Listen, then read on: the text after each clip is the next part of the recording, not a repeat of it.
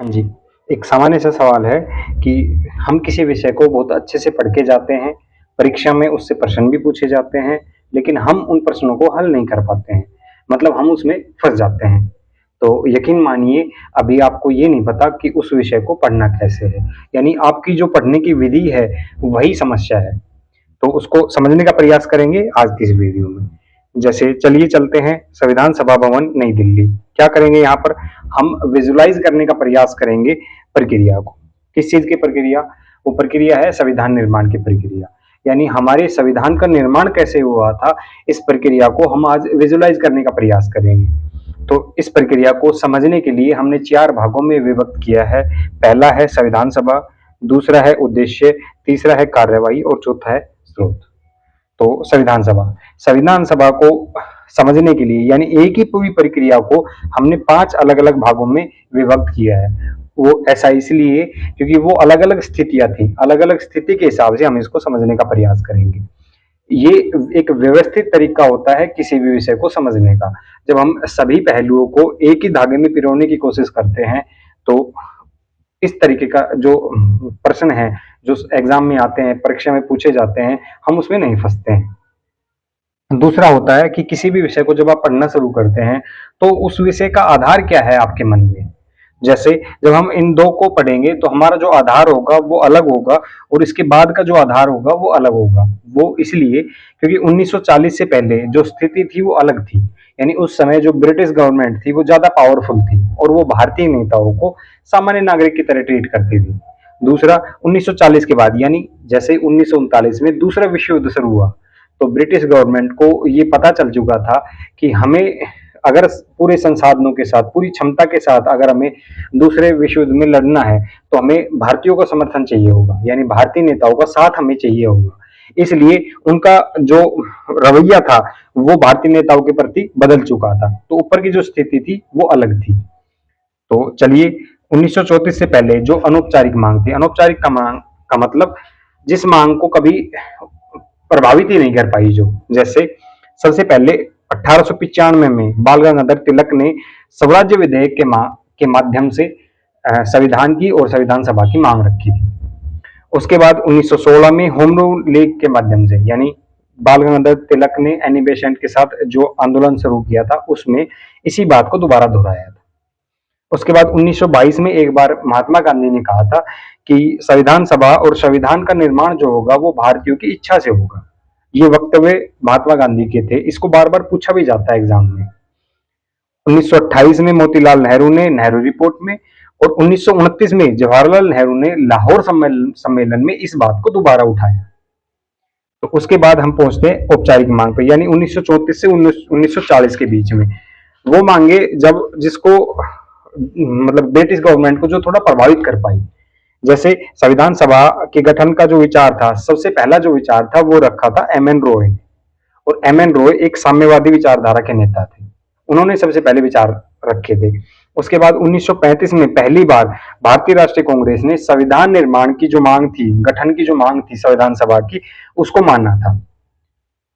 उसके बाद 1938 में भारतीय राष्ट्रीय कांग्रेस की तरफ से जवाहरलाल नेहरू ने इस बात को स्पष्ट किया था, घोषणा की थी कि स्वतंत्र भारत के संविधान का जो निर्माण होगा वो वयस्क मताधिकार के आधार पर चुनी गई संविधान सभा के द्वारा होगा। यानी वयस्क मताधिकार से एक संविधान सभा चुनी जाएगी, वो संविधान सभा जो होगी वो भारत के संविधान का निर्माण करेगी। उसके बाद 1939 में यानी 1938 की जो बात थी उसे 1939 में एक प्रस्ताव के माध्यम से ब्रिटिश गवर्नमेंट के सामने रखा गया। उसके बाद स्थिति बदल गई, यानी दूसरा विश्व युद्ध जैसे शुरू हुआ, अब ब्रिटिश गवर्नमेंट के जो विचार थे वो थोड़े बदल चुके थे। जैसे 1940 से 1946 के बीच में, तो यहाँ पर जब हम देखें तो अब ब्रिटिश का जो भाव था वो ये था कि किसी भी तरीके से हमें भारतीयों का समर्थन चाहिए, इसलिए उन्होंने कुछ मांगे मानने का। तो जो भी यहाँ पर प्रस्ताव की हम चर्चा करेंगे उसमें हम उसी कॉन्टेक्स्ट को लेंगे जो संविधान सभा से या संविधान से संबंधित थे। यानी अगस्त प्रस्ताव 8 अगस्त 1940 को लॉर्ड लिनलिथगोन जो वायसराय थे उस समय के, उन्होंने इस बात को स्वीकार किया कि हाँ संविधान सभा की आवश्यकता है, यानी आवश्यकता को स्वीकार किया गया था 8 अगस्त को अगस्त प्रस्ताव में। उसके बाद आया क्रिप्स मिशन, यानी 22 मार्च 1942 को स्टेफर्ड क्रिप्स, जो कि एक ब्रिटिश कैबिनेट मंत्री थे, उसकी अध्यक्षता में एक नया मिशन आया। उस मिशन में संविधान निर्माण के लिए संविधान सभा बनेगी, ऐसा प्रावधान था। भारतीय प्रांत अपने प्रतिनिधि खुद चुनेंगे और जो देशी रियासतें थी वो अपने प्रतिनिधि नामित करेगी। मतलब उस समय जो भारत था उस पर कुछ हिस्से पर ब्रिटिश का डायरेक्ट राज था और कुछ पर इनडायरेक्ट। तो जो इनडायरेक्ट था उसको हम देशी रियासतें बोलते हैं, यानी राजा रजवाड़े। तो वो भी अपने प्रतिनिधि चुनेंगे और बाकी भी अपने प्रतिनिधि अलग से चुनेंगे। उसके बाद जो तीसरा था वो था कोई भी प्रांत चाहे तो संघ यानी संविधान में शामिल हो सकता है या उसे अस्वीकार कर सकता है। तो इसी कारण से भारतीय राष्ट्रीय कांग्रेस ने क्रिप्स मिशन का बहिष्कार कर दिया और मुस्लिम लीग ने इस बात का बहिष्कार इसलिए किया कि आपने यहां पर पाकिस्तान को कोई जिक्र नहीं किया, इसलिए। उसके बाद आया कैबिनेट मिशन 1946, यानी Lord Pethick Lawrence, sir Stafford Cripps और एवी अलेक्जेंडर, इनकी अध्यक्षता में 24 मार्च को भारत पहुंचे। फिर उन्होंने विचार विमर्श के बाद 16 मई को अपनी जो रिपोर्ट थी वो प्रकाशित की। उसमें उन्होंने संविधान सभा के गठन का पूरा जो ब्यौरा है वो दिया कि जो टोटल सदस्य होंगे वो 389 होंगे। उसमें से देशी रियासतों के पास 93 सदस्य होंगे। जो ब्रिटिश भारत था उसके पास 296 होंगे और 296 में से 4 जो होंगे वो आयुक्त के प्रांत, यानी जहां पर आयुक्त थे, यानी दिल्ली, अजमेर, मारवाड़ और बलूचिस्तान, वहां से होंगे। बाकी बचे हुए 292 जो थे वो गवर्नरों के प्रांत, यानी पूरे भारत को जो गवर्नर के माध्यम से वो राज करते थे, वो 11 प्रांत थे। उन 11 प्रांतों में से 292 सदस्य चुने जाएंगे। वो 11 प्रांत ये सारे थे: मद्रास, बॉम्बे, बिहार, उड़ीसा, पंजाब, सिंध, बंगाल, असम, ये थे। तो यहां से चुने जाएंगे, ऐसा प्रावधान था। उसके बाद ये प्रावधान था कि जो सदस्य हैं वो सभी जनसंख्या के आधार पर चुने जाएंगे, यानी सेम अनुपात के हिसाब से चुने जाएंगे। जितनी जनसंख्या है उतने ही सदस्य वहां से आएंगे उस प्रांत से। और उसके बाद मुस्लिम और सिखों को अलग से उनके प्रतिनिधि चुनने का अधिकार था कि जितनी जनसंख्या मुस्लिमों की है उस जनसंख्या के अनुपात में मुस्लिम अपने प्रतिनिधि भेजेंगे और जितने सिखों की है वो सिख भी अपने जनसंख्या के अनुपात में अपने सदस्य अलग से भेजेंगे, वो जो कि 292 में थे। उसके बाद देशी रियासतों के सदस्य जो थे वो उनके जो प्रमुख थे, यानी जो राजा रजवाड़े थे, वो अपनी तरफ से नामित करेंगे। बाकी जो बच गए उन्हें जो प्रांतीय असेंबली थी उस समय की, जो जिसको हम जैसे आज स्टेट गवर्नमेंट बोलते हैं, उस तरीके से प्रांतों की जो सरकार थी वो सरकार एकल संक्रमणीय मत प्रणाली के हिसाब से भेजेगी। ये प्रावधान था कैबिनेट मिशन। तो कैबिनेट मिशन के बाद जो संविधान सभा थी वो इस हिसाब से चुन ली गई। संविधान सभा के चुनने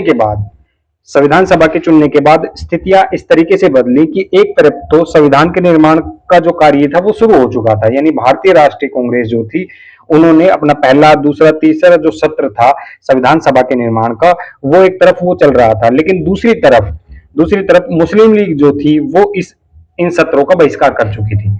मुस्लिम लीग को अलग से पाकिस्तान चाहिए था। उसके अलावा जो 93 देशी रियासतें थी वो भी पहले और दूसरे सत्र तक वो भी चुप बैठी रही। वो ना तो संविधान सभा के सत्रों में आई और ना उन्होंने मुस्लिम लीग का समर्थन किया। लेकिन तीसरे सत्र में इन 93 में से 6 ऐसी देशी रियासतें थी जिन्होंने भारतीय राष्ट्रीय कांग्रेस का समर्थन किया और वो संविधान सभा निर्माण में, यानी उस तीसरे सत्र में उन्होंने भाग लिया। तो उसके बाद स्थितियां फिर बदली और 3 जून 1947 को जैसे ही भारत का विभाजन का जो प्रस्ताव था, यानी माउंटबेटन योजना 3 जून को जब लागू हुई, जिसमें भारत के 2 टुकड़े करने का प्रावधान था, एक पाकिस्तान और एक भारत। दूसरा क्या प्रावधान था कि उसमें जो संविधान सभा थी वो अब एक संप्रभु निकाय हो गया, यानी वो पूरी तरह से स्वतंत्र था, वो अपने हिसाब से अपना संविधान बना सकता था, अंग्रेजों के बनाए हुए कानूनों को वो निरस्त कर सकता था, ये शक्ति उसको दे दी गई। उसके अलावा जो संविधान सभा थी अब वही संसद के रूप में भी कार्य करेगी, यानी दोनों कार्य वो करेगी, वो संविधान निर्माण भी करेगी और वो संसद की तरह भारत को भी चलाएगी। ये भी इसमें प्रावधान था। तो इसमें क्या था, जब वो संविधान सभा के रूप में काम करेगी, यानी संविधान का निर्माण जब वो करेगी तो उसकी अध्यक्षता करेंगे कौन? डॉक्टर राजेंद्र प्रसाद। और जब वो संसद के रूप में काम करेगी तो उसकी अध्यक्षता करेंगे जीवी मावलंकर। इसको बार बार इस चीज को पूछा जाता है परीक्षा में, वनडे एग्जाम में। कुल जो सदस्य होंगे वो अब 389 से घटकर 299 रह गए, क्योंकि मुस्लिम लीग और 23 देशी रियासतें ऐसी थी, मुस्लिम लीग और 23 देशी रियासतें वो दूसरी तरफ चली गई थी। बाकी 299 सदस्य यहाँ से और 70 सदस्य देशी रियासत थे, वो भारत की तरफ आ गए थे। तो इस तरीके का प्रावधान जो था वो माउंटबेटन योजना में था। यानी जो 3 जून 1947 से 24 जनवरी इसके साथ 1950 तक की जो पूरी प्रक्रिया थी, यानी संविधान सभा के निर्माण के बाद और संविधान सभा के निर्माण के साथ साथ, यानी इन दोनों में यहाँ पर इसका रास्ता खुल चुका था प्रक्रिया का, यानी उद्देश्य का और कार्यवाही का। इसको हम अगली वीडियो में समझेंगे। तब तक आज हमने संविधान सभा के बारे में जो समझा, जो जाना, उसको हम डिकोड करने का प्रयास करेंगे प्रश्नों के माध्यम से। यानी आज तक परीक्षाओं में जो प्रश्न पूछे गए हैं, सबसे पहले जो वनडे एग्जाम में जो सिंपल क्वेश्चन पूछे जाते हैं, जैसे संविधान सभा की मांग सर्वप्रथम किसने रखी थी, ये आपको पता होना चाहिए। सबसे पहले किसने रखी थी? जो अनौपचारिक मांग को यहाँ पर काउंट नहीं किया गया, औपचारिक मांग को किया गया है, यानी एम एन रॉय ने रखी थी। संविधान सभा की पहली मांग कब रखी थी? 1934 में रखी थी। एम एन रॉय जो थे उसकी विचारधारा क्या थी? वो साम्यवादी विचारधारा से थे। तो इस तरीके के प्रश्नों का जवाब आप अपनी तरफ से देंगे। आपने जो अब पढ़ा है उसमें इन सभी के जवाब आपको मिलेंगे। अगला है, भारतीय राष्ट्रीय कांग्रेस ने संविधान सभा के गठन की आधिकारिक मांग कब रखी? भारत के संविधान भारतीय द्वारा बनाया जाएगा, ये बात किसने रखी थी? जवाहरलाल नेहरू ने रखी थी। संविधान सभा द्वारा किया जाना चाहिए, किसने कहा? ये किसने कहा था ये बात? संविधान सभा का निर्माण वयस्क मत अधिकार से हो, ये मांग किसने रखी थी? जवाहरलाल नेहरू ने रखी थी, 1938 में रखी थी। संविधान सभा की आवश्यकता को पहली बार किस प्रस्ताव से स्वीकार किया गया? तो ये अगस्त प्रस्ताव में इस बात को रखा गया था कि हाँ, संविधान सभा की आवश्यकता है, उसको स्वीकार किया गया था। तो इस तरीके के जो वनडे एग्जाम में, यानी एक फैक्ट, एक तथ्य पर आधारित जो प्रश्न होते हैं वो इस तरीके से पूछे जाते हैं। इस तरीके के प्रश्न को आप सोल्व कर सकते हैं जो अभी हमने पढ़ा है उसमें। दूसरे जो थोड़े मीडियम स्तर के जो प्रश्न होते हैं वो कुछ इस तरीके के होंगे, जैसे निम्नलिखित कथनों में से विचार कीजिए। तो पहला कथन है, संविधान सभा की मांग सर्वप्रथम एम एन रॉय ने रखी थी। दूसरा है, संविधान सभा के गठन का प्रावधान अगस्त प्रस्ताव 1940 में था। तो पहला जो था वो एकदम ठीक है, लेकिन दूसरा गलत है, क्योंकि अगस्त प्रस्ताव 1940 में इसका कोई प्रावधान नहीं था। इसमें सिर्फ ये माना गया था, ये स्वीकार किया गया था कि हाँ, संविधान सभा की आवश्यकता है। तो दूसरा इसमें गलत है। अगस्त प्रस्ताव से संबंधित कथनों पर विचार करो। तो पहली बार संविधान सभा की आवश्यकता को स्वीकार किया गया, हाँ ऐसा किया गया, यानी पहला करेक्ट है, ठीक है। संविधान सभा के प्रत्यक्ष चुनाव का प्रावधान था, नहीं, दूसरा गलत है। उसके बाद क्रिप्स मिशन 1942 से संबंधित कथनों पर विचार करो। तो क्रिप्स मिशन में क्या था? देशी रियासतों को भी प्रतिनिधित्व दिया जाना था, ये एकदम करेक्ट है। किसी प्रांत को संविधान अस्वीकार करने का अधिकार था, ये भी एकदम करेक्ट है। युद्ध के बाद भारत को अधिराज्य का दर्जा दिया जाएगा, ये भी करेक्ट है। यानी ये सारी चीजें जो हैं क्रिप्स मिशन में वो थी। कैबिनेट मिशन से संबंधित कथनों पर विचार करो। तो कैबिनेट मिशन में संविधान सभा के गठन का प्रावधान था, हाँ था। प्रांतों से जो जनसंख्या के अनुपात में प्रतिनिधि चुने जाने थे, हाँ चुने जाने थे। भारत के विभाजन का समर्थन था, नहीं, ये गलत है, ये कैबिनेट मिशन में नहीं था। संविधान सभा के गठन के संबंध में कौन से कथन सही हैं? संविधान सभा के संबंध में कौन से सही है? यानी देशी रियासतों को प्रांतों से अलग प्रतिनिधित्व मिला था, बिल्कुल मिला था। सभी सदस्य जनता द्वारा प्रत्यक्ष रूप से चुने गए, नहीं, ऐसा नहीं था, प्रत्यक्ष से नहीं चुने गए। मुस्लिम और सिखों को बाकी सभी से अलग प्रतिनिधित्व मिला, हाँ बिल्कुल मिला था। निम्नलिखित कथनों पर विचार करो। संविधान सभा की पहली बैठक 9 दिसंबर 1946 को हुई, हाँ हुई थी। इसकी अध्यक्षता डॉक्टर राजेंद्र प्रसाद ने की थी, नहीं की थी, क्योंकि डॉक्टर राजेंद्र प्रसाद तो 11 दिसंबर को चुने गए थे।